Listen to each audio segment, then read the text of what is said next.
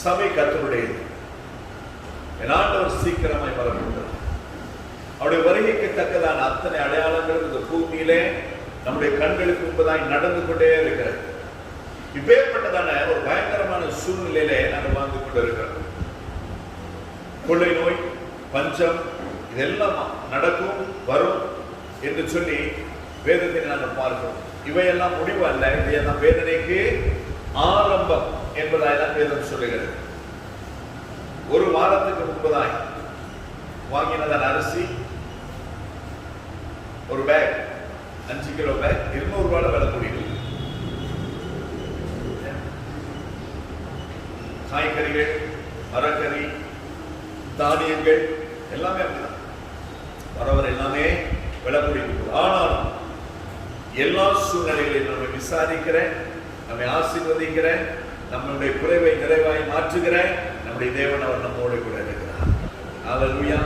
அவருடைய வார்த்தைக்கு கீழ்ப்படிந்து அவருக்கு நாங்கள் செவி கொடுத்து நாங்கள் அடங்கும் பொழுது நம்ம உயர்த்தி ஆசீர்வதித்து மேன்மைப்படுத்துகிற தேவன் அவர் நம்முடைய தேவன். எனவே சபையின் பக்தி விருத்திக்காய், சபை தேவனுடைய வருகைக்கு ஆயத்தப்படும்படியாய் வேதத்தில் இருந்து இன்னும் ஒரு முக்கியமான ஒரு காரியத்தை நான் உங்களோடு கூட பார்த்து கொள்ளும்படியாய் விரும்புகிறேன். மத்தேயு எழுதின சுவிசேஷம் 24வது அதிகாரம் 15வது வசனம். மத்தேயு எழுதின சுவிசேஷம் 24வது அதிகாரம் 15வது வசனம். மேலும் காணாக்கிற அருவருப்பை குறித்து தானியேல் தீர்க்கதரிசி சொல்லி இருக்கிறானே, வாசிக்கிறவன் சிந்திக்க கடவன், நீங்கள் அதை பரிசுத்த ஸ்தலத்தில் நிற்க காணும் போது என்று சொல்லி அந்த வசனத்தை நாங்கள் வாசிக்கிறோம். மேலும் பாழாக்குகிற அருவருப்பை குறித்து தானியேல் தீர்க்கதரிசி சொல்லி இருக்கிறார். ஏற்கனவே சொல்லி இருக்கிறார். அந்த தானியேல் தீர்க்கதரிசி சொன்னதான அந்த காரியத்தை நம்முடைய கர்த்தராகிய இயேசு கிறிஸ்து அவர் மேற்கோளிட்டு காண்பிக்கிறதை, அதை மறுபடியும் ஞாபகப்படுத்துகிறதை நாங்கள் இந்த இடத்திலே பார்க்கிறோம். அப்ப தீர்க்க தரிசனங்கள் சத்தியம். அப்படி இல்லைன்னா இயேசு கிறிஸ்து யாரோ ஒருவர் சொன்னதை அவர் மறுபடியும் ஜனங்களுக்கு ஞாபகப்படுத்த வேண்டிய அவசியமே இல்லை.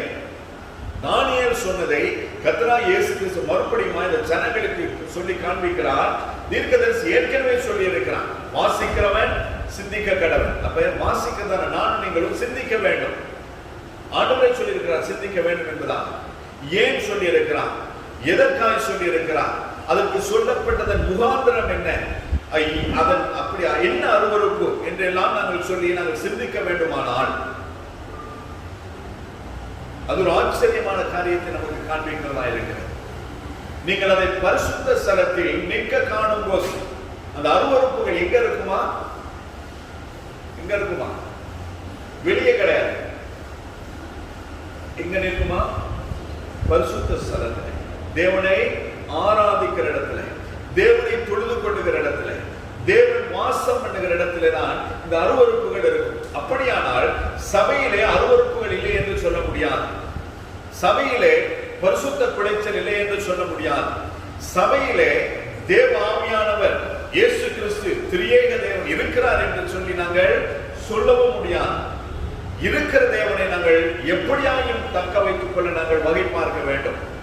அதற்கு ஏற்ற பிரகாரமாய் நாம் பரிசுத்தத்திலும் சரி, தேவனை ஆராதிக்கிறதிலும் சரி, தேவன் சொல்லுகிற சுபாவத்தோடு, தேவன் சொல்லுகிற எதிர்பார்க்கிற குணாதிசயங்களோடு கூட நான் நீங்கள் வாழும் பொழுது தேவன் நம்மோடு கூட நம்மத்திலே நம்முடைய சபையிலே அவர் வாசம் பண்ணுகிறவராய் உலாவுகிறவராய் இருப்பார். அப்படி இல்லாத பட்சத்தில் நாங்கள் துதித்து பாடி ஆராதித்து அந்நிய பாஷை பேசி எல்லாமே பண்ணலாம். ஆனாலும் தேவ ஆவியானவர் திரியேக தேவன் சபையிலே இருக்க மாட்டார். நாம் ஆராதிப்போம், நல்லா இருக்கும். பாடு கை தட்டி பாட்டு பாடி இன்ஸ்ட்ருமெண்ட்ஸ் பிளே பண்ணி எல்லாம் செய்யும் பொழுது உற்சாகமாயிருக்கும், மனதுக்கு ஒரு நிறைவாயிருக்கும். ஆனால் தேவ ஆவியானவர் இல்லை. தேவ ஆவியானவர் எங்கு இருக்கிறார் அந்த இடத்துல விடுதலையும் உண்டு என்பதாய் வேதம் சொல்லுகிறது. குமாரன் விடுதலையாக்கினால் மெய்யாகவே விடுதலை என்பதாய் வேதம் சொல்லுகிறது. அப்ப குமாரனுடைய விடுதலையும் பரிசுத்தாவியாகிய தேவனுடைய சமாதானமும் நம்மிடத்தில் இருக்கிறதா என்பதை நாங்கள் ஆராய்ந்து பார்க்க வேண்டியவர்களாக இருக்கிறோம். அருவருப்புகள் எங்க இருக்குமா? பரிசுத்த ஸ்தலத்தில் நிற்க காணும் பொழுது நாங்க இன்னும் விழிப்புள்ளவர்களாய் தெளிவுள்ளவர்களாய் நாங்கள் மாற வேண்டியவர்களாய் இருக்கிறோம். கடந்த வாரத்தில் உங்களுக்கு தெரியும் என்று நான் நம்புகிறேன், அநேகர் கேள்விப்பட்டிருப்பீர்கள். கத்தோலிக்க திருச்சபையிலே ஓரின சேர்க்கை திருமணத்தை அங்கீகரித்திருக்கிறார்கள். ஆணும் ஆணும் திருமணம் முடிக்கலாம், பெண்ணும் பெண்ணும் திருமணம் முடிக்கலாம். ஆனால் சோதோம் குமாரா என்று சொல்லப்படுகிறதான தேசம் பட்டணம் அழிகிறதுக்கு காரணமாக இருந்ததே ஓரின சேர்க்கை பாவம். அப்ப தேவன் இருக்கிறதான காரியங்கள் பரிசுத்த ஸ்தலத்தில் நிற்க காணும் பொழுது நாங்கள் விழிப்படைய வேண்டும், தெளிவுள்ளவர்களாய் மாற வேண்டும். ஏன் இந்த காரியங்கள் சம்பவிக்கிறது என்பதை உணர்ந்தவர்களாய் இருக்க வேண்டும். அந்த சபையில மாத்திரமல்ல, அது இப்பதான் கத்தோலிக்க திருச்சபையில, ஆங்கிலிக்கன் திருச்சபையில ஏற்கனவே இதை உறுதிப்படுத்தி விட்டார்கள். ஆங்கிலிக்கன் திருச்சபையில இருக்கிறதான பிஷப் முதல் கொண்டு ஓரின சேர்க்கை உள்ளவர்கள் சபை அங்கீகரிக்கிறது. அப்ப இந்த சபைகளிலே தேவன் இருப்பாரா? கேள்வி கேட்கிறது. அவங்க சொல்லுகிற காரணங்கள் அநேகம் உண்டு. அந்த காரணங்கள் எல்லாம் என்னுடைய பரிசுத்த வேதாகமத்தோடு ஒப்பிட்டு பார்க்கும் பொழுது அது ஒன்று கர்த்தர் அங்கீகரிக்கவில்லை. அங்கீகரிக்கப்படாத, தேவனால் ஏற்றுக்கொள்ளப்படாத, தேவனால் கட்டளை கொடுக்கப்படாத எந்த ஒரு காரியமும் சபையில செய்ய முடியாது, கூடாது. எசேக்கியேல் தீர்க்கதரிசன புத்தகத்தில் 8ஆம் அதிகாரத்தை நீங்கள் எடுத்து வாசித்து பார்ப்பீர்கள் என்று சொன்னார். அதிலே 6வது வசனத்திலே மிகுந்த அருவருப்பு என்று சொல்லி எழுதப்பட்டிருக்கிறது. எசேக்கியேல் தீர்க்கதரிசன புத்தகம் 8வது அதிகாரத்திலே மிகுந்த அருவருப்பு. 9வது வசனத்திலே கொடிய அருவருப்பு. 13வது வசனத்திலே அதிக அருவருப்பு. இந்த கொடிய மிகுந்த அருவருப்பும் கொடிய அருவருப்பும் அதிகமான அருவருப்பும் எங்கே காணப்படுகிறது என்று சொன்னால் பரிசுத்த ஸ்தலத்திலே, தேவனுடைய ஆலய பிரகாரத்திலே, தேவன் உலாவுகிறதான, தேவன் வாசம் பண்ணுகிறார் என்று சொல்லி நம்பப்படுகிறதான அவருடைய ஆலயத்திலே தான் இந்த காரியங்கள் நடக்கிறது. ஆனால் இன்று கிருபை நாட்களிலே, புதிய ஏற்பாட்டின் காலத்திலே வாழ்கிறதான இந்த காலகட்டத்திலே ஆண்டவருடைய ஆலயம் எது?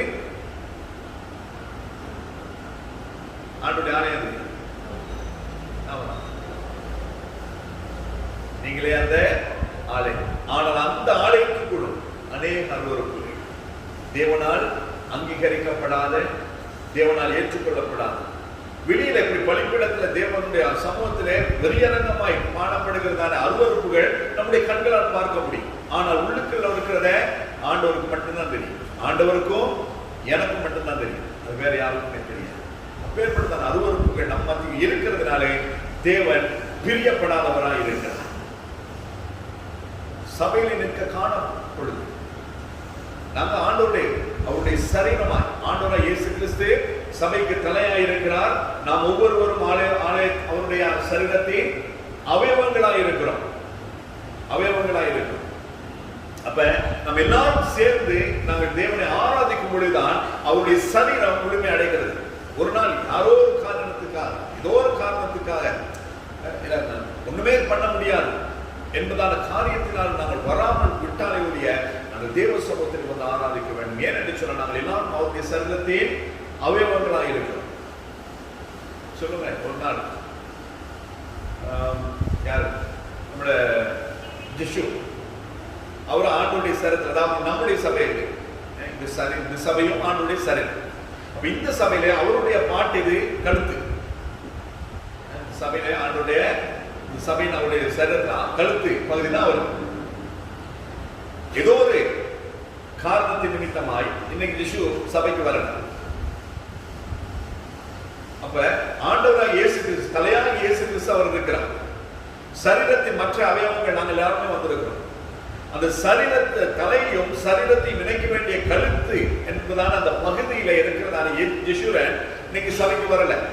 அப்ப இயேசுவின் சரீரம் எப்படி இருக்கும்? தலை இல்லாத சரீரம் அல்லது சரீரம் இல்லாத தலை எப்படி கூப்பிடுவாங்க?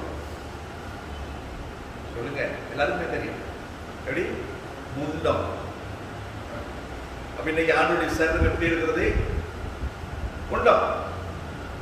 சரீரம் ஒரு பக்கம், தலை ஒரு பக்கம். இதுதான் இன்றைய நிலை. அநேக காரியங்களின் நிமித்தமாய், அநேக வேலைகளின் நிமித்தமாய் நாம், அதாவது ஒண்ணுமே ஒண்ணுமே செய்ய முடியாது அப்படின்ற நிலையில ஓகே. ஆனால் கர்த்தர் நம்மை ஜீவனோடு கூட வைத்திருப்பார் என்று சொன்னார். நாம் அன்றாடம் தேவனுடைய சபையிலே தேவனை ஆராதிக்க வேண்டுமாயிருக்கும். தலைவலி, காய்ச்சல் 103-104% காய்ச்சல் இருந்தா ஓகே, எழுப்ப முடியாது. அப்படியும் வந்து ஆராதித்திருக்கும். நன்றாய் தெரியும். பல வருஷங்களுக்கு முன்பதாய் பள்ளியவத்தில் இருக்கும் பொழுது எனக்கு கிட்டத்தட்ட 105க்கு காய்ச்சல். ஊழியம் செய்யவே முடியாத ஒரு நிலை, ஆராதனையை நடத்தவே முடியாத ஒரு நிலை. ஆனால் அந்த நாள்ல தான் ஆண்டவர் மகிமையாய் வெளிப்பட்டார். மற்ற நாளை காட்டிலும் பிரசங்கம் எனக்கே ஆச்சரியமா இருந்தது. ஆராதனை அவ்வளவு மகிமையா இருந்தது. அதனால ஆண்டவர் சொல்ற, உன்னுடைய பலவீனத்திலே என்னுடைய பலன் பூரணமாயிருக்கிறது. அதை பார்க்க வேண்டுமானால், அனுபவிக்க வேண்டுமானால், தேவனிடத்திலிருந்து அதை நாங்கள் உணர்வுபூர்வமாய் பார்க்க வேண்டுமானால், அதையும் தாண்டி நாங்கள் தேவ சமூகத்தில் வர வேண்டியவர்களாக அருவருப்பு சபைகளிலே காணப்படுகிறதான ஒரு காலத்தில் நாங்கள் வாழ்ந்து கொண்டிருக்கிறோம். மத்திய எழுதின சுவிசேஷம் 23வது அதிகாரம் 27-28 வசனங்கள். மத்திய 23-27-28 வசனங்கள். மாயக்காரராகிய வேதபாரகரே, பரிசேயரே, உங்களுக்கு ஐயோ! வெள்ளை அடிக்கப்பட்ட கல்லறைகளுக்கு ஒப்பாய் இருக்கிறீர்கள். அவைகள் புறம்பே அலங்காரமாய் காணப்படும், உள்ளேயோ மரித்தவர்களின் எலும்புகளினாலும் சகல அசுத்தத்தினாலும் நிறைந்திருக்கும். அப்படியே நீங்களும் மனுஷருக்கு நீதிமான்கள் என்று புறம்பே காணப்படுகிறீர்கள், உள்ளத்திலோ மாயத்தினாலும் அக்கிரமத்தினாலும் நிறைந்திருக்கிறீர்கள் என்று கர்த்தராகிய இயேசு கிறிஸ்து சொல்லுகிறார். நம்முடைய உறவினர் ஒருவர் அண்மையிலே காலமானார். நல்ல பணக்காரர், பிசினஸ் இருக்குது, எல்லாமே இருக்கு. ஆச்சரியமான காரியம் என்னன்னு சொன்னா, அவர் மறிக்கிறதுக்கு ஒரு வாரத்துக்கு முன்னதான் அவர் கல்லறை வாங்கி அழகா கட்டிட்டு செஞ்சிருக்கிறார். கல்லறை வாங்கி அதை அழகா கட்டிட்டு செஞ்சிருக்கிறார். ஆனால் அவர் ரட்சிக்கப்படவில்லை. நல்ல மனுஷன். அவருடைய மரண வீட்டுக்கு வந்த ஜனங்களுடைய எண்ணிக்கை அவ்வளவு ஆயிரங்கள். சாதாரண ஒரு தனி மனுஷன், அருமையான ஒரு மனிதன். ஆனால் அவரிடத்திலே என் ஆண்டோடைய ரட்சிப்பு இல்லை. அவர் எவ்வளவு நல்லவராக இருந்தாலும் அவரை ஆண்டவர் தான் நியாயம் இருக்கணும், அது வேற விஷயம். அவர் பரலோகமா நரகமான்றது தீர்மானிக்க வேண்டியது தேவனுடைய கரத்தில் இருக்கிறது. ஆனால் நான் என்ன சொல்லுகிறேன், வேதத்தின்படி எனக்கு தெரிந்த அறிவின்படி நான் சொல்ல விரும்புகிறதான காரியம், அவர் என்னதான் நல்ல மனிதனாய் இருந்தாலும் மூழ்கி ஞானஸ்தானம் எடுத்து தன்னுடைய பாவத்தை தேவனுக்கு அறிக்கை செய்யவில்லை என்று சொன்னார், அவரை சொந்த ரட்சகராய் இயேசு கிறிஸ்து ஏற்றுக்கொள்ளவில்லை என்று சொன்னார், ஜீவ புத்தகத்தில் அவருக்கு அவருடைய பெயர் எழுதப்படாத நிலையிலே அவருக்கு பரலோகத்துக்கு போக முடியாது. ஆனால் வேதத்தில் ஆண்டவர் சொல்லும்படி சொல்ற, மாயக்காரராகிய வேதபாரகரே, பரிசேயர். யார் அந்த வேதபாரகர், யார் அந்த பரிசேயர் என்று சொல்லி நாம் பார்ப்போமானால், மோசேயுடைய நியாயப்பிரமாணத்தின்படி வலது இடதுபுறம் சாயாதபடி வார்த்தை என்ன சொல்லுகிறதோ, நியாயப்பிரமாணம் என்ன சொல்லுகிறதோ, மோசேயுடைய 5 ஆகமங்களும் என்ன சொல்லுகிறதோ அதை அப்படியே கடைபிடிக்கிறவர்கள் தான் இந்த வேதபாரகர்களும் பரிசேயர்கள். வலதுபுறம் இடதுபுறம் சாயாதபடி வார்த்தை அப்படியே கடைபிடிப்பார்கள். ஆனால் இருதயமோ தேவனோடு கூட. வெளியரங்கமான காரியங்கள், சட்டத்திட்டங்கள், ஒழுங்கு நடவடிக்கைகள், இதை மட்டும்தான் பார்ப்பார்களே ஒழிய மற்ற எந்த விதமான ஒரு கீழ்ப்படிதலும் அவரிடத்தில் இல்லை. அதனால ஆண்டவர் அவர்களை பார்த்து சொல்ல, நீங்க மாயக்கார், உங்களுக்கு ஐயோ! என்னதான் நியாயப்பிரமாணத்தை கடைபிடித்தாலும், நியாயப்பிரமாணத்தின்படி வலதுபுறம் இடதுபுறம் சாயாதபடி வாழ்ந்தாலும், அதை கை கொண்டு அனுசரித்தாலும், உங்களுடைய இருதயத்தை ஆராய்ந்து பார்க்கும் பொழுதே அது தேவன் வாசம் பண்ணுகிறதாகவோ, அது தேவனால் அங்கீகரிக்கப்பட்டதாகவோ இல்லாத நிமித்தமாய் அவர்களுக்கு பரலோகம் இல்லை. இன்று அநேகர் ரட்சிக்கப்படாமல், தேவனை ஆராதிக்காமல் வெளியில இருக்கிற எத்தனையோ பேர், லட்சங்கள், கோடிகள் நல்ல வாழ்க்கை வாழ்றாங்க. கிறிஸ்தவர்களை காட்டிலும் சாட்சியான வாழ்க்கை வாழ்றாங்க. கிறிஸ்தவர்களை காட்டிலும் உதாரத்துவமாய் இருக்கிறார்கள், உண்மையாய் இருக்கிறார்கள், பரிசுத்தமாய் இருக்கிறார்கள். அவர்களுக்கு ஆண்டவர் தான் நியாயம் தீர்க்கணும், பரலோகமா நரகமான்றது. ஆனால் வேதத்தின்படி அவர்கள் தேவனை ஆராதிக்காதபடி, தேவனுக்கு கீழ்ப்படியாதபடி இருக்கும் பொழுது அவர்களுக்கு பரலோகத்திலே இடமில்லை. அதனால ஆண்டவர் 28வது வசனத்தில் சொல்றார், அப்படியே நீங்களும் மனுஷருக்கு நீதிமான்கள் என்று புறம்பே காணப்படுகிறீர்கள். வெளியில நம்ம பார்த்த நம்மள மாதிரி நல்ல ஆளே கிடையாது. அவ்வளவு நல்லவங்க, அவ்வளவு பவ்யமா பேசுறது, அவ்வளவு அடக்கமா ஒடுக்கமா ஒதுங்கி போறது, இதெல்லாம் பாஸ்டர் கண்டா அப்படியே 3-4 வளைகிறது. நாய் பார்த்து கூட தான் அப்படி நாங்க வளையணும் இல்ல.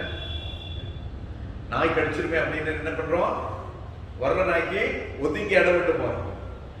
அந்த நாய்க்கு ஒதுங்கி இடவிட்டு போறதும் பாஸ்டர் கண்டு பவ்யமா பேசுறோம் பாஸ்டர் அப்படின்னு சொல்லி போறதுக்கும் வித்தியாசமே கிடையாது. இதெல்லாம் தனி வேஷம் மட்டும். இதே போலதான் தேவனுடைய சமூகத்துக்கு வந்த பொழுது காரியங்களை உயர்த்தி கண்களை மூடி இப்படியெல்லாம் நாங்கள் ஆராதிக்கிறோம். ஆனால் இருதயமோ தேவனோடு கூட இல்லை. ஆனால் தேவன் நம்முடைய வெளியரங்கமான காரியத்தை அல்ல, உள்ளான காரியத்தை கர்த்தர் எதிர்பார்க்கிறார். உள்ளான மாற்றத்தை கர்த்தர் எதிர்பார்க்கிறார். அதனாலதான் ஏசாயா தீர்க்கதரிசியின் புத்தகம் 29வது அதிகாரம் 13வது வசனத்திலே ஆண்டவர் இப்படியாய் சொல்லுகிறார். ஏசாயா 23:29-13, இந்த ஜனங்கள் தங்கள் வாயினால் என்னிடத்தில் சேர்ந்து தங்கள் உதடுகளினால் என்னை கனம் பண்ணுகிறார்கள். அவர்கள் இருதயமோ எனக்கு தூரமாய் விலகி இருக்கிறது. அவர்கள் எனக்கு பயப்படுகிற பயம் மனுஷனாலே போதிக்கப்பட்ட கற்பனையாய் இருக்கிறது. அது உண்மையாய் நம்முடைய இருதயத்திலிருந்து வந்ததான ஒரு பயம் கிடையாது, ஒரு கீழ்ப்படிதல் கிடையாது, தேவன் எதிர்பார்க்கிற அந்த சுபாவம் கிடையாது. மாறாய் யாராலும் சொல்லப்பட்ட அல்லது நாமாய் ஏற்படுத்தி கொண்ட ஒரு என்னமாய் இருக்கிறது, ஒரு வெளியரங்கமான ஒரு நடிப்பாய் இருக்கிறது, அவ்வளவுதான். இந்த ஜனங்கள் தங்கள் வாயினால் என்னிடத்தில் சேர்ந்து வாயினால துதிக்கிறோம், ஸ்தோத்திரம் பண்றோம், ஆராதிக்கிறோம், ஆண்டவர் செய்ததான நன்மைகளை சொல்லுகிறோம், சாட்சிகளை சொல்லுகிறோம், எத்தனையோ காரியங்களை சொல்லுகிறோம். ஆனால் நம்முடைய இருதயமோ தேவனை விட்டு ரொம்ப தூரத்துல இருக்கு. நமக்கே தெரியாது, உண்மையிலே நமக்கு தெரியாது. தெரிஞ்சா நம்ம அப்படி செய்ய மாட்டோம். ஏன் தெரியாதுன்னு சொல்றேன்னு சொன்னா, வேதத்தில் இருக்கிறதான ஆண்டவராக இயேசு கிறிஸ்து நம்மிடத்தில் எழுதி கொடுத்திருக்கிறதான வேதத்தில் இருக்கிறதான எதை நாங்கள் விட்டு விடுகிறோமோ அப்பொழுது நாங்கள் அவரை தூரமாய் வைத்து விடுவோம். வேதத்தின்படி மாற நம்மை ஒப்புக் கொடுக்கும் பொழுது, அந்த வேதத்தை சார்ந்திருக்கும் பொழுது நாங்கள் தேவனோடு கூட நடக்கிறவர்களாய் மாறுகிறோம். ஆண்டவரை சொல்றார், பிதாவினுடைய சித்தம் செய்கிறதே என்னுடைய போஜனமாய் இருக்கிறது. பிதாவினுடைய சித்தம், என்னை ரட்சித்தவருடைய சித்தம், என்னை ஆளுகை செய்கிறவருடைய சித்தத்தை நான் செய்யும் பொழுதுதான் நான் அவருடையவனாய் அவருடையவளாய் நான் மாறுகிறேன். அப்ப ஆண்டவர் நம்மோடு கூட இருந்து நம்மை ஆசீர்வதிக்க அவர் போதுமானவராய் இருக்கிறார். எபேசியர் 4வது அதிகாரம் 30வது வசனம். எபேசியருக்கு எழுதின நிருபம் 4வது அதிகாரம் 30வது வசனம். அன்றியும் நீங்கள் மீட்கப்படும் நாளுக்கு முத்திரையாக பெற்ற தேவனுடைய பரிசுத்த ஆவியை துக்கப்படுத்தாதிருங்கள். பரிசுத்த ஆவியாகிய தேவன் எனக்காய் உங்களுக்காய் எதற்காய் கொடுக்கப்பட்டிருக்கிறார்? எதற்காக? பரிசுத்த ஆவியாகிய தேவன் நமக்கு எதற்காய் கொடுக்கப்பட்டிருக்கிறார்? அந்நிய பாஷை பேசுறது கிடையாது, அதுவும் தான், அது ஒரு அடையாளம். எதற்காய் கொடுக்கப்பட்டிருக்கிறார்? மீட்கப்படும் நாளைக்கு நம்முடைய கர்த்தராகிய இயேசு கிறிஸ்து நடுவானத்திலே வரும் பொழுதே அவருடைய சத்தத்தை கேட்டு, அவருடைய எக்கால சத்தத்தை கேட்டு, பிரதான தூதனுடைய ஆரவாரத்தை கேட்டு அவர் நடுவானத்துக்கு வருகிறார் என்பதான அந்த உணர்வடைந்தவர்களாய் ஒரு இமை பொழுதிலே மறுரூபமாகி அவரோடு கூட போய் சேர்கிறதுக்கு தான் இந்த பரிசுத்த ஆவியாகிய தேவன் நமக்கு கொடுக்கப்பட்டது. நம்ம முத்திரையாய் கொடுக்கப்பட்டிருக்கிறது. அந்த முத்திரையாய் கொடுக்கப்பட்ட அந்த பரிசுத்த ஆவியை நாம் என்ன செய்து கொண்டிருக்கிறோம்? துக்கப்படுத்தி கொண்டிருக்கிறோம். நீங்க கேட்கலாம், எப்படி துக்கப்படுத்துறோம்? பரிசுத்த ஆவியினருக்கு விரோதமா நாங்க எதுவுமே செய்யலையே அப்படின்னு. ஆண்டவராகிய இயேசு கிறிஸ்து சொல்றது, சிறியவர்களை நீங்கள் சிறியவனாகிய ஒருவனுக்கு நீங்கள் எதை செய்தீர்களோ அதை எனக்கு செய்தீர்கள். சிறியவர்களை அந்த சிறியவனுக்கு நாங்கள் எதை செய்கிறோமோ அதை எனக்கே செய்கிறீர்கள். அப்ப நாங்கள் ஒருவருக்கு விரோதமாய் ஒருவர் காரியங்களை செய்யும் பொழுது, ஒருவருக்கு விரோதமாய் ஒருவர் பேசும் பொழுது, ஒருவருக்கு விரோதமாய் ஒருவர் தீங்கு நினைக்கும் பொழுது நாங்கள் என்ன செய்கிறோம்? அவர் மீது இருக்கிறதான பரிசுத்த ஆவியை அவர் மீது இருக்கிறதான பரிசுத்த ஆவியை நாங்கள் என்ன செய்து கொண்டிருக்கிறோம்? துக்கப்படுத்தி கொண்டிருக்கிறோம். நம்ம எல்லாருமே ஆண்டவராய் இயேசு கிறிஸ்து தன்னுடைய பரிசுத்த ஆவியினாலே முத்திரையிட்டு இருக்கிறார். அவர் சின்னவருக்கு இல்ல, பெரியவர்களுக்கு மட்டும்தான் பரிசுத்த ஆவி. எல்லாருக்கும், மாம்சமான யாவருக்கும். அப்ப அந்த சிறியவன் ஒருவருக்கு செஞ்சாலும் சரி, இந்த அப்பாவுக்கு செய்தாலும் சரி, நாங்கள் யாருக்கு விரோதமாய் காரியங்களை செய்கிறோம்? யாரை துக்கப்படுத்துகிறோம்? பரிசுத்த ஆவியாகிய தேவனை. இப்பேற்பட்ட காரியங்கள் எல்லாம் செய்து கொண்டு, இந்த காரியங்கள் எல்லாம் எங்க நடக்குது? வெளியவா?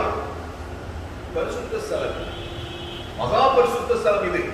ஆனா இந்த அருவருப்புகள் எல்லாம் எங்க நடக்குது? பரிசுத்த ஸ்தலம்.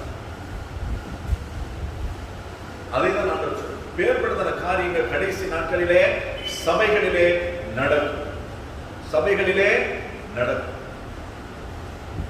வேதத்தை நாங்கள் பார்க்கும் பொழுது அப்போஸ்தலர் நடவடிக்கையில் எழுதியிருக்கிறது, அவர்கள் உண்டு குடித்து விளையாட ஆரம்பித்தார்கள். எங்க? சபையில். நீங்க பாத்தீங்கன்னு சொன்னா சபைக்குள்ளே கல்யாணங்க, என்னது, விற்பனை, சேல் போடுறாங்க. எங்க? சபைக்குள்ள. சபைக்கு பணம் தேவை, உண்மைதான். அதுக்காக சபைக்குள்ள நம்ம வியாபாரம் பண்ண முடியும். வேறுபடுதான காரியங்கள் சபையில நடக்கும் பொழுது நாங்கள் என்ன செய்கிறோம்? பரிசுத்த ஸ்தலத்தை பரிசுத்த குலைச்சலாய் நாங்கள் மாற்றிக் கொண்டிருக்கிறோம். அது மாத்திரம் அநேக காரியங்கள். எனவே நாம் ஒருவருக்கு ஒருவர் விரோதமாய் தீங்கு செய்யும் பொழுது, தீங்கு நினைக்கும் பொழுது, நாம் நம்மிடத்திலே இருக்கிறதான ஆவியானவரையும் மற்றொரு மீது இருக்கிறதான ஆவியானவரை நாங்கள் துக்கப்படுத்திக் கொண்டிருக்கிறோம். ரோமர் 8வது அதிகாரம் 7-8வது வசனங்கள். ரோமருக்கு எழுதின நிருபம் 8வது அதிகாரம் 7-8வது வசனங்கள். எப்படி என்றால், மாம்ச சிந்தை தேவனுக்கு விரோதமான பகை. அது தேவனுடைய நியாயப்பிரமாணத்துக்கு கீழ்ப்படியாமலும் கீழ்ப்படிய கூடாமலும் இருக்கிறது. மாம்சத்துக்கு உட்பட்டவர்கள் தேவனுக்கு பிரியமாயிருக்க மாட்டார்கள். மாம்ச சிந்தை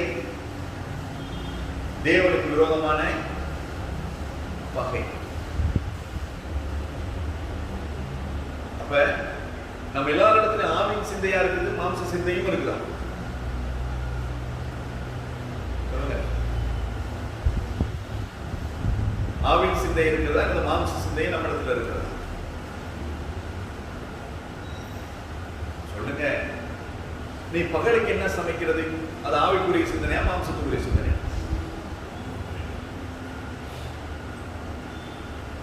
ஐயோ, ஆராதனை போற பக்கம் பார்த்தா 9 மணிக்கு முடிகிற மாதிரி இல்லையே, 9:30 மணிக்கு அவங்க என்ன பார்த்து வந்துருவாங்களே. இது ஆவிக்குரிய சிந்தனையா, மாம்சத்துக்குரிய சிந்தனையா? ஆவிக்குரியவர்கள் தான், ஆராதிக்கிறவர்கள் தான். ஆனா நம்முடைய சிந்தனை எங்க இருக்குது?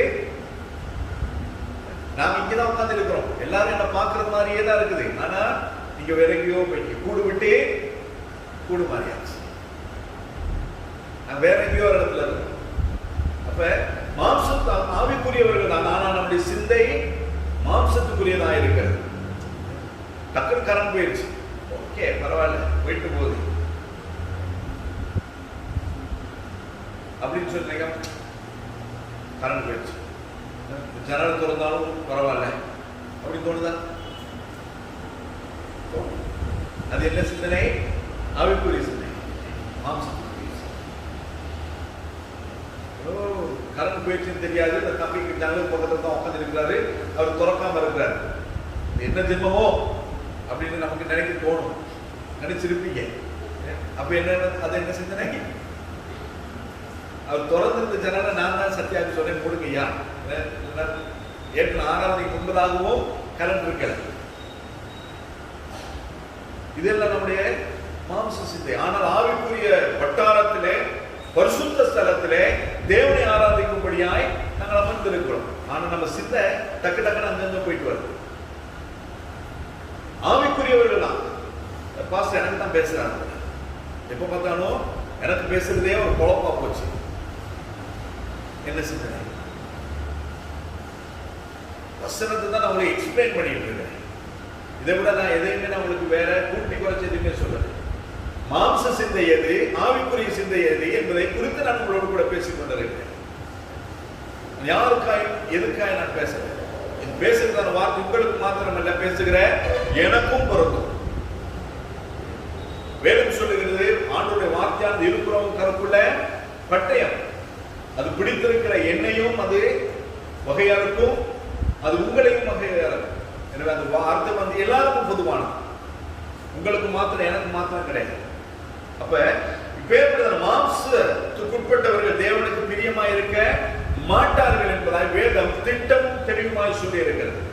அப்ப நம்மிடத்தில் இருக்கிறதான மாம்ச சிந்தைகளை, மாம்சத்துக்குரியதான காரியங்களை நாங்கள் ஒரேடியா நாம் மாற்றிக்கொள்ள முடியாது, மாற்றமும் இயலாது.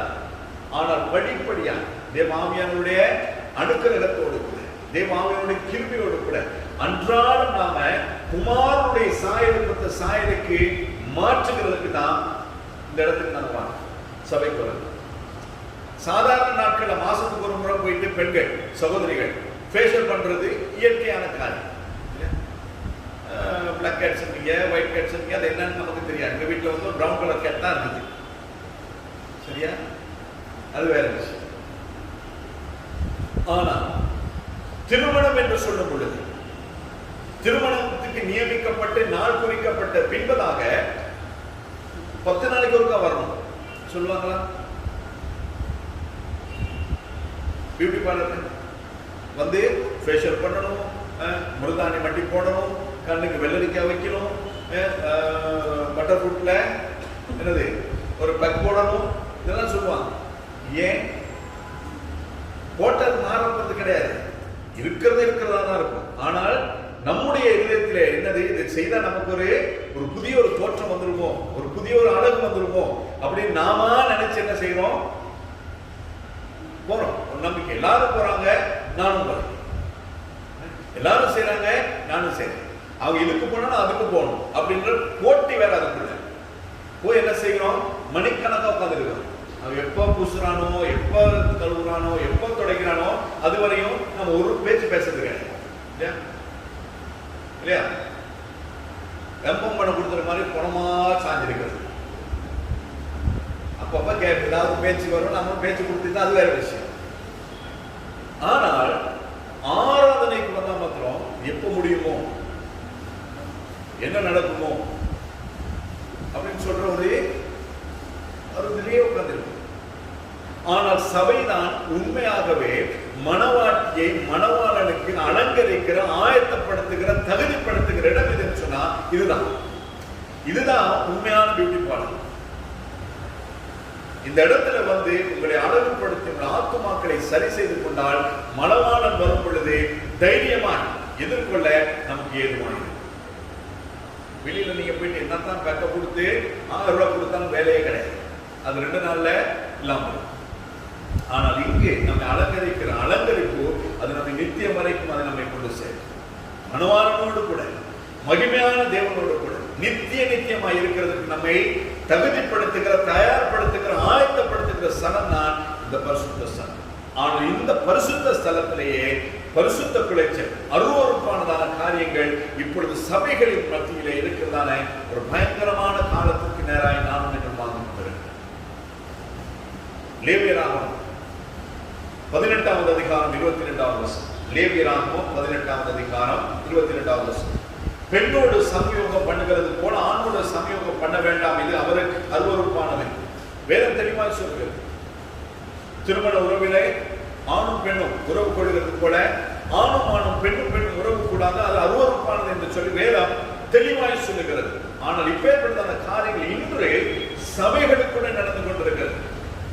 சில போதகர்கள் ஒரு ஐக்கியத்திலே நானும் கடந்த ஒரு வாரமாய் நாங்கள் அந்த ஒரு வாரத்துக்கு முன்னதாக பேசிக் கொண்டிருக்கும் பொழுது அதில் ஒரு ஊழியக்காரர் சொன்னதான காரியம், உன்னோடு கூட சேர்ந்து இருக்கிறதான ஒரு ஊழியக்காரர் சொன்னதான ஒரு பாஸ்டர், அவர் வந்து இந்த உறவிலே இருக்கிறார், ஆனா சபையை நடத்துகிறார். ஆண்டவர் இருப்பார். பேர்பட்டது அந்த பயங்கரமான நிலையில சபை போய் கொண்டிருக்கிறது. இதுதான் இன்றைய நிலை. இப்படி இருக்கும் பொழுது எப்படி அந்த சபை ஆண்டோடைய வருகையில் எடுத்துக்கொள்ளும்? நல்லா இருக்கு, பிரமாண்டமான சபை, ஏசி போட்டு, சொந்த பில்டிங், 2 தட்டு 3 தட்டு எல்லாமே இருக்கிறது, இன்ஸ்ட்ருமெண்ட்ஸ், ஹைடெக் டெக்னாலஜி. அவங்களுடைய குரலுக்கு ஏற்ற விதமாக அதுல சவுண்ட்ஸ் ஏறி இறங்கும். யாரும் அட்ஜஸ்ட் பண்ண வேண்டிய அவசியமே கிடையாது. அந்த அளவுக்கு நேர்த்தியான ஒரு சபை. ஆனால் அந்த சபையின் தலைமை பீடம் எப்படி இருக்கு? அவரோடு கூட சேர்ந்து ஆராதிக்கிற ஆயிரங்கள் அதனுடைய நிலை. அதனால ஆண்டவர் நமக்கு தெளிவாய் என்னுடைய களத்திலே பரிசுத்த வேதாகமத்தை எழுதி கொடுத்திருக்கிறார். யாரையும் பார்க்க வேண்டிய அவசியமே கிடையாது. வேதத்திலே என்ன சொல்லப்படுகிறது, ஆண்டவராய் இயேசு கிறிஸ்து நேரடியாய் நமக்கு தன்னுடைய இருதயத்தில் எழுதி கொடுத்திருக்கிறார். இல்லை, அவர் என்னத்தை எழுதி கொடுத்திருக்கிறார், அந்த காரியங்களை நானும் நீங்களும் கேட்டு அதற்கு கீழ்ப்படிந்து செய்யும் பொழுது அந்த அருவருப்புகளிலிருந்து தப்பி நானும் நீங்களும் பரலோகத்துக்கு ஏதுவாய் நம்முடைய வாழ்க்கையை நடத்தி கொள்ள முடியும். நீதான் வந்திருக்கலாம். லட்சம் பார்ப்பாங்க, என்னடா இன்னைக்கே இப்படி பேசிட்டு இருக்கேன், எப்பயுமே இப்படித்தானோ, இனிமேல் நான் தப்பா நடந்து வந்துட்டோமோ அப்படின்னு சொல்லி சரியான இடத்துல இந்த பூமியில நமக்கு கொடுக்கப்பட்டதன் ஆயுசு நாட்கள் 70 வருஷம்.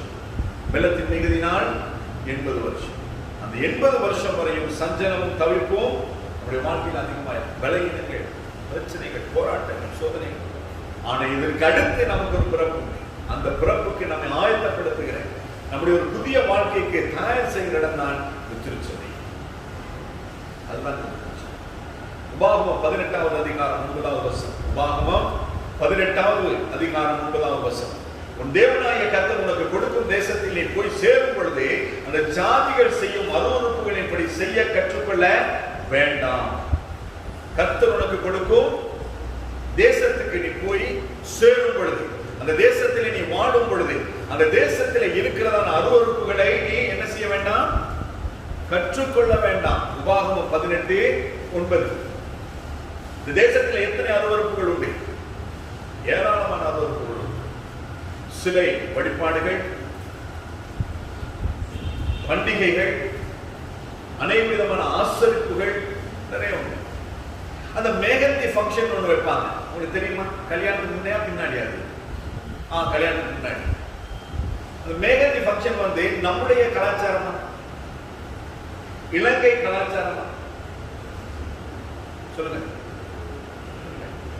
வட இந்திய கலாச்சாரம். நாம போட்டிருக்கிறோமே சொக்கா, ட்ரவுசர் ஷர்ட் போட்டுக்கிறோம்ல, அது வந்து நம்முடைய ட்ரெஸ். அப்பா போட்டிருக்காங்களே, இதுதான் நம்ம ட்ரெஸ். சாரம் ஷர்ட், நேஷனல் ரோல் வச்ச ஷர்ட்டும் சாரம் தான் நம்முடைய ட்ரெஸ். இது யாருடைய? மேற்கத்திய கலாச்சாரம். 10வது போட்டு வேற போட்டுக்கிறாங்க, போட்டு டை வேற கட்டிக்கிறாங்க. அது ஏன்? ஏற்கனவே நமக்கு தாங்க முடியல. மேற்கத்திய தேசங்களிலே நெஞ்சுக்கு குளிப்பட்டு ஜன்னி வந்துடக்கூடாது, நெஞ்சு சளி வந்துடக்கூடாதுன்றதுக்காக, உள்ள காத்து போயிடக்கூடாதுன்றதுக்காக ஒண்ணு ஸ்கார்ஃப் கட்டுவாங்க, அப்படி இல்லைன்னா டைய கட்டி மேல ஒரு கோட்டை போட்டுக்குவாங்க. நம்ம என்ன பண்ணுறது? ஞாயிற்றுக்கிழமை ஆராதனைக்கும் போறோம், சித்த வீட்டுக்கும் போறோம், கல்யாண வீட்டுக்கும் போறோம். எதுக்காக? சித்த வீட்டுக்கு கருப்பு ட்ரெஸ் போட்டு போறோம், இல்லைன்னா வெள்ளை போட்டு போறோம். யார் சொன்னது? என் ஆத்துமாவே கர்த்தரை ஸ்தோத்திரி. ஆராதனைக்கு முடிவுல சொல்றான், ஜெபத்துக்கு முடிவுல சொல்றான். அது யார் ஆண்டவர் சொன்னாரோ சொல்ல சொல்லி இத்தனை வருஷம் சொல்லிட்டு தானே இருக்கிறோம். ஆண்டவர் சொன்னாரா? சொல்லுங்க, ஆண்டவர் சொன்னாரா? சொல்ல. யாரோ ஒருத்தர் சொல்லி ஆரம்பிச்சுட்டாரு, அது யாரு ஆரம்பிச்சதுன்னு கூட தெரியாது, நாம சொல்லிட்டு இருக்கிறோம். உண்மைதானே? ஆண்டவர் சொன்னதெல்லாம் விட்டுடும். ஆனால் ஆண்டவர் சொல்லாத அநேக காரியங்களை நாம் நம்முடைய பரிசுத்த ஸ்தலத்திலே நாம் செய்து கொண்டிருக்கிறோம். அது தவறு கிடையாது. ஆனால் இது ஏன் சொல்றேன்னு சொன்னா, நாம் வாழ்கிறதான தேசத்துக்கு அநேக விதமான காரியங்கள் இருக்கிறது. அந்த காரியம் ஆண்டவர் சொல்ற, நீ வாழ்கிறதான தேசத்திலே அந்த தேசத்தால் செய்கிறதான முறைமைகளின்படி, வளமைகளின்படி, அவருடைய கலாச்சாரத்தின்படி நீ எந்த ஒரு காரியத்தையும் கற்றுக்கொள்ள வேண்டாம் என்று ஆண்டவர் தெளிவாய் நமக்கு சொல்லி வைத்திருக்கிறார். அப்ப அதை நாங்கள் செய்ய வேண்டியவர்களாக இருக்கிறோம். இப்ப ஈஸ்டர் வருது, நீங்களாம் ஈஸ்டர் கொண்டாடி பழக்கப்பட்டிருக்கீங்க. ஆனா நாங்க ஈஸ்டர் கொண்டாடுறது கிடையாது, கிறிஸ்துமஸ் கொண்டாடுறது கிடையாது. ஏன்? இது ரெண்டுமே வேதத்துல ஆண்டவர் மரித்தார் உண்மை, ஆண்டவர் 3 நாள் கல்லறையில இருந்தார் அதுவும் உண்மை, ஆண்டவர் 3வது நாள் உயிரோடு கூட இருந்தார் அது உண்மையிலும் உண்மை, அவர் பரலோகத்துக்கு எடுத்துக் கொள்ளப்பட்டார் அது மாறாத உண்மை. ஆனால் அதே ஆண்டவர் மறுபடியுமாய் வரப்போகிறார் அது ஒருவராலும் மறுக்க முடியாத ஒரு உண்மையாக இருக்கிறது. ஈஸ்டர் சொல்லி ஒன்று கிடையாது. எஸ்தார் என்று சொல்லப்படுகிறதான அந்த தேவதையை குறித்துதான பண்டிகை தான் ஈஸ்டர். நம்முடைய ஏற்கனவே நம்முடைய திருச்சபையில் இருக்கிற எல்லாருக்கும் தெரியும், அது நம்மளுக்கு கற்றுத்தரேன். அப்ப வேதத்தில் இல்லாத புறமான காரியங்களை இந்த ஜனங்க இதெல்லாம் கொண்டாடாட்டி வெளியில போயிருவாங்களே, கொண்டாடுற சபைக்கு போயிருவாங்களே, அதற்காகவே அநேக திருச்சபைகள் ஜனங்களை தக்க வைத்துக் கொள்ளும்படியாய் தேவன் சொல்லாத காரியங்களை சபைகளிலே செய்து கொண்டிருக்கிறார். மரம் வைக்கிறது, வச்சு லைட் போடுறது, நட்சத்திரத்தை தொங்க விடுறது, அதுல ஒரு நட்சத்திரம் தொங்க விடுவாங்க, பார்த்திருக்கீங்களா நீங்க? வான் நட்சத்திரம் அப்படின்னு சொல்லிட்டு அந்த நட்சத்திரம் எப்படி இருக்கு? அதுக்கு 6 முக்குகள் இருக்குமா, 5 முக்கு இருக்குமா? 5 முக்கு, மேல 2 கீழே 2 கீழே நீட்டம் 1. கேட்டா வால் நட்சத்திரம் தான். அது வால் நட்சத்திரம் கிடையாது, அது பிசாசினுடைய அடையாளம், பிசாசினுடைய அடையாளம். அத கிறிஸ்மஸ்ல மேல தொங்க போட்டுறாங்க, வீட்டுக்கு முன்னுக்கு லைட்ல போட்டுருவாங்க. இதெல்லாம் நம்ம என்ன செய்யறோம்? பிசாசுக்கு நாம வழி திறந்து கொடுக்கிறோம் நம்ம வீட்டுக்குள்ள வர்றதுக்கு. நிறைய பேர் படம் போட்டிருப்பாங்க, தப்பு சொல்றது. மீகாவேல் தூதனுடைய படத்தை போட்டிருப்பாங்க வீட்டுக்கு வெளியில, பார்த்திருக்கீங்களா? மிக்கேல் சமன்ஸ் படம் போட்டிருப்பாங்க, அதுக்கு ஒரு பேர் விதிக்கிற மாதிரி ஒரு படம். அப்ப வெளியில இருக்கிற பேய் உள்ள வர முடியாது, அதை பார்த்தா நம்ம உள்ள இருக்கிற பேய் அது வெளியே போக முடியாது. அதனால உள்ளுக்குள்ள பிரச்சனைகள் எப்பவும் இருந்துட்டே இருக்கும். ஆனா புது பேய் வந்து டிஸ்டர்ப் பண்ண வேண்டிய அவசியமே கிடையாது, ஏற்கனவே உள்ள பேய்கள் இருக்குது. அப்ப அந்த படத்தை எடுத்தாதான் இருக்கிறது வெளியில போகும். பெரியவர் நம்மோடு கூட இருக்கும் பொழுது எதுவும் நம்ம எதுவுமே செய்ய முடியாது. அவர் என்னோடு கூட வாசம் பண்ணுகிறவர், என்னோடு கூட இருக்கிறவரா, அவர் எப்பொழுதும் இருக்கிறார். நான் உனக்கு சொன்னதை செய்யும் வரையிலும் நான் உன்னை விட்டு விலகுவதும் இல்லை, உன்னை கைவிடுவதும் இல்லை. நான் உனக்கு என்ன சொன்னேன்? நான் இருக்கிறதான இடத்திலே நான் உனக்கு இடத்தை ஆயத்தப்படுத்தி வந்துன்னே கூட்டிட்டு போய், அப்ப அவர் கூட்டிட்டு போய் சேர்க்கும் வரையிலும் அவர் நம்மை விட்டு விலக போவதும் இல்லை, அவர் நம்மை கைவிடுகிறதும் இல்லை. ஆனா அவரை நாம் என்ன பண்ணணும்? வச்சுக்கிறது. பேர்பட்டதானே ஒவ்வொருத்தர் செய்கிற காரியங்களை நாங்கள் செய்து அவரை நம்மை விட்டு தூரப்படுத்தி விடக்கூடாது. அதுக்காக தான் நான் சொல்லிக் கொடுத்தேன். எரேமியா தீர்க்கதரிசியின் புத்தகம் 4வது அதிகாரம் 1வது வசனம். எரேமியா தீர்க்கதரிசியின் புத்தகம் 4வது அதிகாரம் 1வது வசனம். இஸ்ரவேலே, நீ திரும்புகிறதற்கு மனதாய் இருந்தால் என்னிடத்தில் திரும்பு என்று கர்த்தர் சொல்லுகிறார். நீ உன் அருவருப்புகளை என் பார்வையை நின்று அகற்றிவிட்டால் நீ இனி அலைந்து திரிவதில்லை. ஆண்டவருடைய வசனம் என்ன சொல்லுகிறது? ஆண்டவர் சொல்றாரு, யாரையும் பலவந்தப்படுத்தவில்லை, யாரையும் கட்டாயப்படுத்தவில்லை, யாரையும் ஃபோர்ஸ் பண்ணவும் இல்லை ஆண்டவர். மாறா என்ன சொல்லுகிற? இஸ்ரவேலே, நீ என்னிடத்தில் திரும்புகிறதுக்கு மனதாய் இருந்தால், உனக்கு விருப்பம் இருந்தால், உனக்கு இஷ்டம் இருந்தால், கீழ்ப்படுகிறதுக்கு உனக்கு அந்த சுபாவம் இருந்தால் என்னிடத்திலே திரும்பு என்று கர்த்தர் சொல்லுகிறார். உன் அருவருப்புகளை என் பார்வை நின்று அகற்றிவிட்டால் நீ இனி அலைந்து திரிவதில்லை. ஏன் நாங்க இன்னும் அலைந்து திரிஞ்சிட்டு இருக்கிறோம்? சில போராட்டங்கள், சில பிரச்சனைகள் நம்முடைய வாழ்க்கையில சில நெருக்கங்கள் வருகிறதுக்கு காரணம் வந்து ஆண்டவர் கிடையாது. காரணம் யாரு? நான். எனக்கு ஒரு பிரச்சனை வருதா, எனக்கு ஒரு போராட்டம் வருதா, எனக்கு ஒரு நெருக்கடி வருதா, அந்த காரணம் வந்து ஆண்டவர் கிடையாது.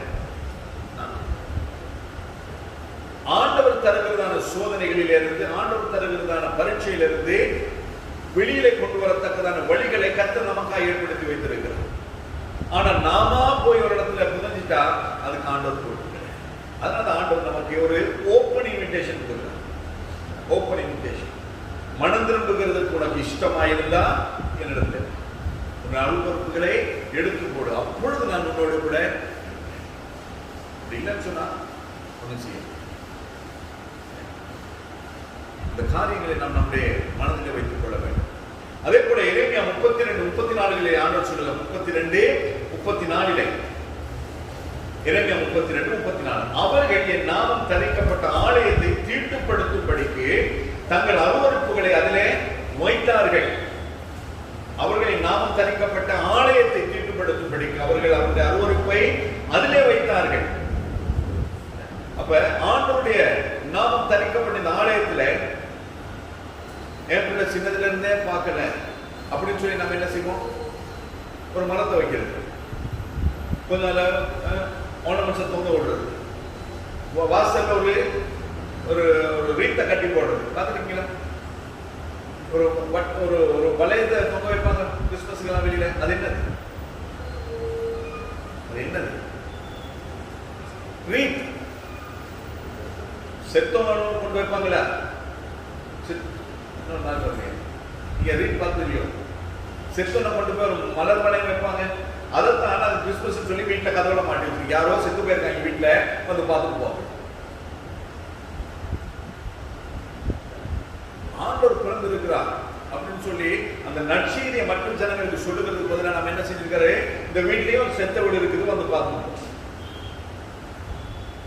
பேர்பட்டதான அருவருப்புகளை நாங்கள் தெரிந்தும் தெரியாமலும் மற்றவர்கள் செய்கிறார்கள் என்பதை அது பார்த்து நாங்கள் செய்கிறது நிமித்தமாய் தேவனுடைய இரக்கத்தை நாங்கள் உதாசீனப்படுத்துகிறவர்களா, அதை தள்ளி விடுகிறவர்களா இருக்கிறோம். அதனால ஆண்டவர் சொல்றார், நாமும் தரிக்கப்பட்ட ஆலயத்தை தீட்டுப்படுத்தும்படிக்கு பேர்பட்டதான காரியங்களை உள்ளே கொண்டு வந்து வைக்கிறான்.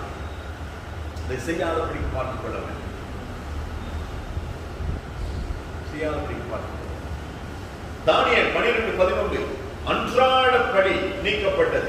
அதுல தானியேல் சொல்லுகிறார் 12:11 அன்றாட படி நீக்கப்பட்டது. அன்றாட படி என்று சொன்னால் இரவு பகலாக ஆண்டவருடைய ஆலயத்திலே, திருச்சபையிலே, தேவ சமூகத்திலே ஸ்தோத்திர பலிகள், தகன பலிகள் எரிந்து கொண்டே இருக்க வேண்டும்.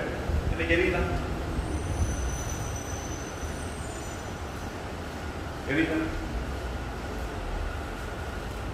சாமுவேலுடைய புத்தகத்திலே பார்க்கிறோம், விளக்கு அணைந்து போகும் முன்பதாய் போய் படுத்து போனான்.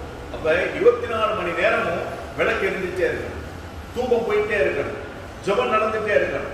இன்னைக்கு அன்றாட பலிகள் திருச்சபையில நடக்கலாம். ஜெபம் தான் ஒருத்தர் வாழ்ந்துகிறது. ஆனால் வேதம் என்ன சொல்லுகின்ற அன்றாட பலி நீக்கப்பட்டது. புரியுதா? ஆலயத்தில் ஜெபம் கிடையாது, ஆலயத்தில் சூத்திரம் கிடையாது, ஆலயத்தில் ஆராதனைகள் கிடையாது, ஆலயத்தில் கூடுகைகள் கிடையாது. ஆலயம் மூடப்பட்டிருக்கு. ஞாயிற்றுக்கிழமை மட்டும் வந்து 2 மணி நேரம் ஆராதிச்சு போயிடும். தான் நம்முடைய ஆராதனை. ஆனால் வேதம் சொல்லுது கடைசி நாட்களில் அன்றாட பலி சபையிலிருந்து நீக்கப்படும். ஜெபங்கள், ஸ்தோத்திரங்கள், ஆராதனைகள் எல்லாமே நீக்கப்படும். அது இன்னைக்கு நடந்துச்சு. எல்லாருமே பிஸி ஆயிடுச்சு. ஞாயிற்றுக்கிழமை கூட சிலருக்கு வேலை செய்யலன்னு சொன்னா பிரச்சனை. உண்மையான சூழ்நிலை உண்மை. குறைந்த ஸ்டாஃப் ஞாயிற்றுக்கிழமை வேலை செய்யணும் அப்படின்னா நீ வீட்டுக்கு போய் அப்படின்னு அனுப்பிடுவான். கர்த்தர் செய்யும். அப்போஸ்தலர் 20:28 அப்போஸ்தலர் நடவடிக்கைகள் 20வது அதிகாரம் 28வது வசனம். ஆகையால் உங்களை குறித்தும் தேவன் தம்முடைய சுயரத்தத்தினாலே சம்பாதித்துக் கொண்ட சபையை மேய்ப்பதற்கு பரிசுத்த ஆவி உங்களை கண்காணிகளாக வைத்த மந்தை முழுவதை குறித்தும் எச்சரிக்கையாயினேன். ஆண்டு ஊழியக்காரன் சொல்லுகிறதால் அவருடைய ரத்தத்தினாலே, அவருடைய சுய ரத்தத்தினாலே, என்னுடைய ரத்தமோ உங்களுடைய ரத்தமோ கிடையாது. மாறா யாருடைய ரத்தம்? அப்போஸ்தலர் 20:28 யாருடைய ரத்தம்? ஆண்டவராகிய இயேசு கிறிஸ்துவின் ரத்தத்தினாலே மீட்டுக் கொண்ட இந்த சபையை விசாரிக்கிறதுக்காய் கர்த்தர் ஒரு மேய்ப்பனை வைத்திருக்கிறார், ஒரு ஊழியக்காரனை வச்சிருக்கிறார். அப்ப இந்த சபையை குறித்து நான் மந்தை முழுவதை குறித்து எச்சரிக்கையாயிருக்கும். ஒவ்வொருவரை குறித்தும் நாங்கள் எச்சரிக்கையாயிருக்கிறோம்.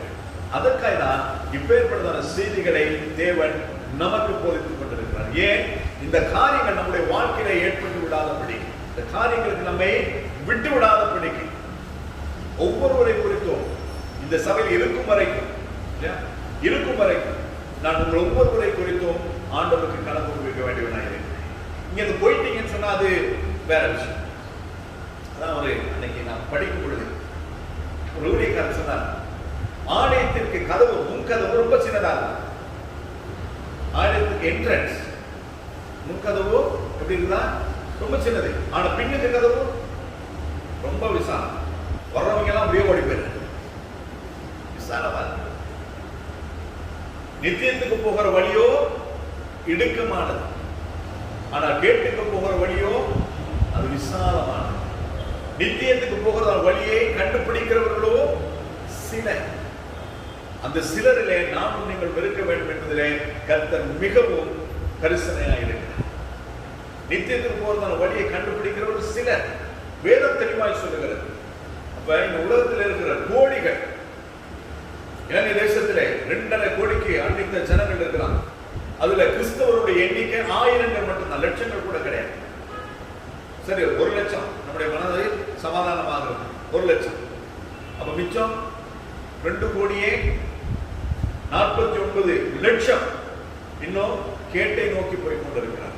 அவரை தேவன் பட்சமாய் திருப்ப வேண்டிய பொறுப்பை 1 லட்சத்துக்கு கர்த்தர் கொடுத்திருக்கிறார். இந்த 1 லட்சமும் அவருடைய அருவருப்புகளினாலே தங்களை சந்தோஷப்படுத்திக் கொண்டிருப்பார்கள் என்று சொன்னால், இந்த தேசத்தை ரட்சிக்கிறது யார்? யார் ரட்சிக்கிறது? தேவநாமம் மகிமைப்படும்படியாக சொல்லுகிறேன். நாளை முதல் கொண்டு 3 நாளை இந்த தேசத்தை சுற்றிலும் நானும் ஒரு சில ஊழியர்கள், கிட்டத்தட்ட ஒரு 10 பேர் போவோம். இங்க ஆரம்பிச்சு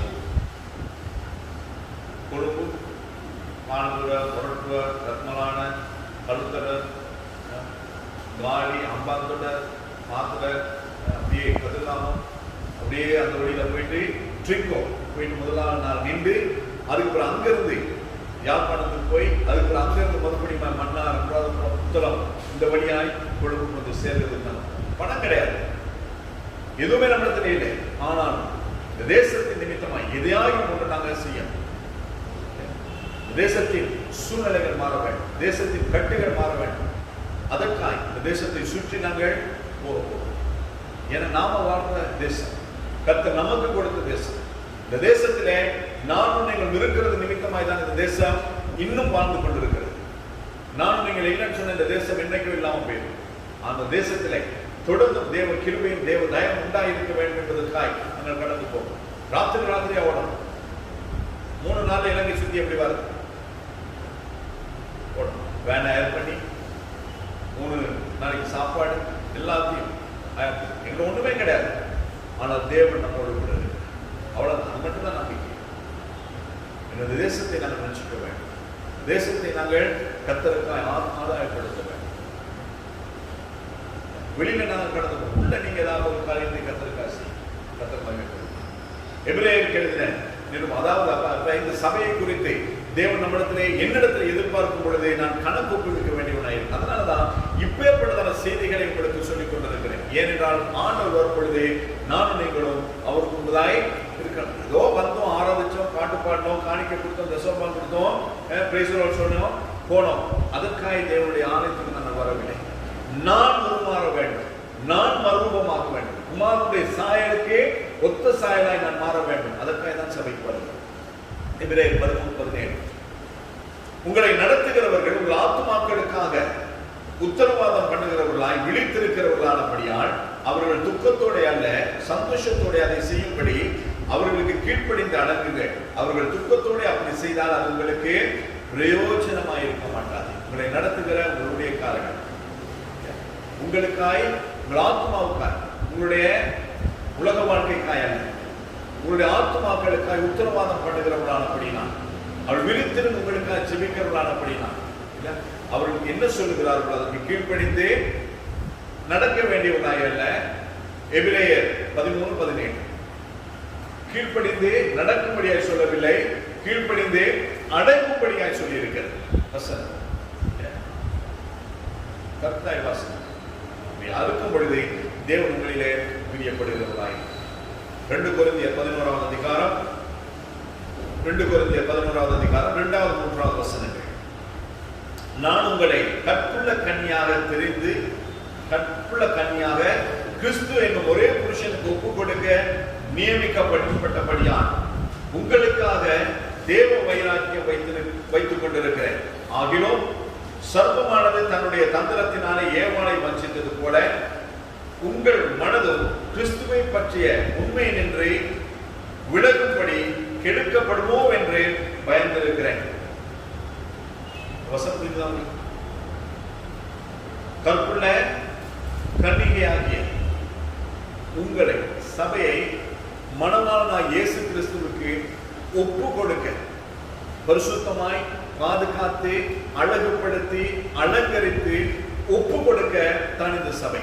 அதுதான் என்னுடைய வேலை. ஆனால் அதற்கு மத்தியிலே 3ஆம் வசனம் சொல்லுகிறபடி, ஆகிலும் சர்ப்பமானது தன்னுடைய தந்திரத்தினால ஏவாளை வஞ்சித்தது போல உங்கள் மனது கிறிஸ்துவை பற்றி உண்மை நின்று விலகும்படி கெடுக்கப்படுமோ என்று பயந்திருக்கிறது. அதான் என் பயம். இங்க சபை விட்டு போறதை குறித்து எனக்கு பயம் கிடையாது. சபை கர்த்தருடையது, ரட்சிப்பு கர்த்தருடையது, ஆத்துமாக்கள் கர்த்தருடையது. ஆனால் இங்க போற இடம் நல்ல இடமா இருந்தா சரி. ஒவ்வொரு பெற்றோரும் ஒவ்வொரு தாய் தகப்பனும் நினைக்கிறது, என் பிள்ளை வாழ்க்கப்படுற இடம் நல்ல இடம்னா சந்தோஷம். அந்த பிள்ளை வீட்டுல ராஜாத்திய போல இருந்துட்டு, ராஜகுமார போல இருந்துட்டு அங்க போயிட்டு கஷ்டப்படுகிறது எந்த ஒரு அப்பா அம்மா பார்த்துட்டு இருப்பாங்களா? இந்த சபையை காட்டிலும் நேர்த்தியான நல்ல ஒரு மகிமையான சபைக்கு நீங்க போனீங்கன்னு சொன்னா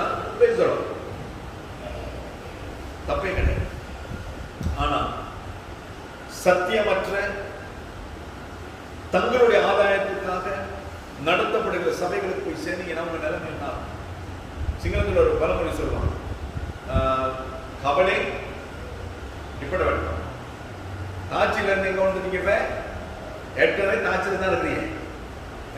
தாட்சியில இருந்து எங்க வந்துட்டீங்க? அடுப்புல எப்படி இருக்கிற தாட்சியிலேயே இருந்துட்டோம்னா கொஞ்சமாவது கருகி கருகி ஒரு மாதிரி தப்பி கத்தர் வரும் பொழுது போயிடலாம். அடுப்பு போட்டீங்கன்னா கருகி சாம்பலாவே போயிடும். அதனால அந்த கன்னிகைக்கு, அந்த கன்னிகையான சபையை மணவாளன் ஒப்பு கொடுக்கிற அந்த வேலையை தான் நான் செய்துட்டு இருக்கிறேன். என்னோடு கூட சேர்ந்து வந்தீங்கன்னா எல்லாருமே சேர்ந்து காலையில் தான் சொல்லிட்டேன், ஆண்டவரே என்னோடு கூட சேர்ந்து என் சபை மக்களோடு கூட சேர்ந்து நானும் எங்க இருந்து ஜெபம் பண்ண தெரியுமா? சொல்லுறேன், பாத்ரூம்ல இருந்து ஜெபம் பண்ணேன். என்னோடு கூட என் சபை மக்களோடு கூட சேர்ந்து நானும் உங்களுடைய வருகையிலே காணப்படும். அதற்கு ஏற்பாய் எங்களை நடத்துகிறான். ஆண்டவருடைய வருகையில் நாங்கள் எல்லாரும் அவர் முன்பதாய் காணப்பட வேண்டும். மத்தேயு எழுதின சுவிசேஷம் வீட்டில் போய் வாசிச்சு பாருங்க. 25வது அதிகாரம் 1 தொடங்கி 18வது வசனம் வரை வாசிக்கும் பொழுது 10 கன்னியருடைய உவமையை ஆண்டவர் சொல்லுகிறார். எத்தனை கன்னியர்கள்? 10 கன்னியர்கள். அதுல 5 கன்னியர்கள் மணவாளன் வரும்பொழுது உள்ள போயிட்டாங்க. இன்னும் அந்த 5 கன்னியர்கள் எங்க இருக்கிறாங்க? வெளியில. மணவாளன் உள்ள போன பிறகு கதவு அடைக்கப்பட்டாயிட்டு. வெளியில இருக்கிற 5 பேரும் கதவு தட்டுறாங்க. ஐயா, நாங்க ஆயுதத்தோட கூட வந்துட்டோம், என்னைய எடுத்துட்டு வந்துட்டோம். உள்ள இருந்து சத்தம் வருது, என்னது? உங்களை எனக்கு தெரியாது. உள்ளே எடுத்துக் கொள்ளப்பட்ட கன்னியர்களுக்கும் வெளியில இருக்கிற 5 கன்னியர்களுக்கும் இடைவெளி தூரம் எவ்வளவு இடைவெளி? ஒரு கதவு. அந்த கதவு எத்தனை அங்குலம்? எத்தனை அங்குலம்? 2 இன்ச் இருக்குமா? உள்ள போனவங்களுக்கும் வெளியில இருக்கிறவங்களுக்கும் தூரம் எவ்வளோ? 2 இன்ச் தான். அந்த 2 இன்ச் தூரத்துல நாங்க பரலோகத்தை விட்டு விடக்கூடாது. 2 இன்ச் தான். 2 இன்ச் தூரத்துல நாங்கள் தேவனை விட்டு விடாதபடிக்கு நாங்கள் தேவனோடு கூட இருக்க வகை பார்த்துக் கொள்ள வேண்டும். கடைசியா லூக்கா எழுதின சுவிசேஷம் 21வது அதிகாரம் 36வது வசனம், மனுஷகுமாரனுக்கு முன்பதாக நிற்க பாத்திரவான்களாய் இருக்க. மனுஷகுமாரன் வரும் பொழுது அவருக்கு முன்பதாய் நிற்க பாத்திரவான்களாய் இருக்க. லூக்கா 21:36. ஜெபம் பண்ணி விழித்திருக்க. நாங்கள் பாத்திரவான்களாயும் இருக்க வேண்டும், விழித்திருக்கவும் வேண்டும். சும்மா விழித்திருக்க கூடாது, ஜெபம் பண்ணி விழித்திருக்க. இதை நாங்கள் செய்யும் பொழுது நமக்கு முன்பதாய் காணப்படுகிற, நமக்கு முன்பதாய் தெரிப்படுகிற, நாங்கள் முகம் கொடுக்கிற எல்லா விதமான அருவருப்புகளில் இருந்தும் கர்த்தர் நம்மை காக்க அவர் வல்லமையுள்ளவராய் இருக்கிறார். அல்லேலூயா. இந்த அருவருப்புகள் சபையில நிற்க காணும் பொழுது நாங்கள் தைரியமாய் தேவனுடைய வருகையை எதிர்பார்த்து நிற்க வேண்டியவனாய். ஆண்டு வருகை எப்போ வேணாலும் சொல்ல. இலங்கை தேசத்தில் 36,000 கிராமங்கள், அது 6,000 கிராமங்கள் மட்டும்தான் இயேசு கிறிஸ்துவை அறிந்திருக்கிறது. 30,000 கிராமங்கள் இயேசு கிறிஸ்துவை அறியாத கிராமங்கள். அத்தனை கிராமங்களுக்கும் இயேசு கிறிஸ்துவை அறிவிக்க வேண்டிய பொறுப்பை கர்த்தர் நம்மை நம்பி கொடுத்தார். நம்ம தெருவுடைய எத்தனை பேர் இருக்காங்க, நம்ம குடும்பத்திலே எத்தனை பேர் இருக்கலாம், நம்முடைய உறவுகள் எத்தனை பேர் இருக்கலாம், நம்முடைய ஃப்ரெண்ட்ஸ்ல எத்தனை பேர் இருக்கலாம். கேட்ட நாங்க சொல்லுவோம், எல்கேஜில இருந்து எங்க ஓல்டேஜ் வரையும் நம்ம ஒன்னா தான் இருக்கோம். சொல்றோமா இல்லையா? பெருமை பாராட்டிங்க. எல்கேஜில இருந்து இன்னைக்கு வரை நாம 2 பேரும் ஒரே பிளேட்ல சாப்பிட்டு வளர்ந்தோம். ஆனா இன்னைக்கு வரை உங்களுக்கு தெரிந்த இயேசுவை நீங்கள் அவர்களுக்கு கொடுக்கவில்லை. அந்த பொறுப்பை கர்த்தர் உங்களையும் என்னை நம்பி கொடுத்து துரிதமாய் நாம் செய்ய வேண்டிய வேலைகளை செய்வோம். கர்த்தர் செய்ய வேண்டிய வேலையை கர்த்தர் செய்வோம். ஹல்லேலூயா. கேட்ட வார்த்தைக்கு கீழ்ப்படியுங்கள். கர்த்தர் உங்களை ஆசீர்வதித்து ஏற்பாரா.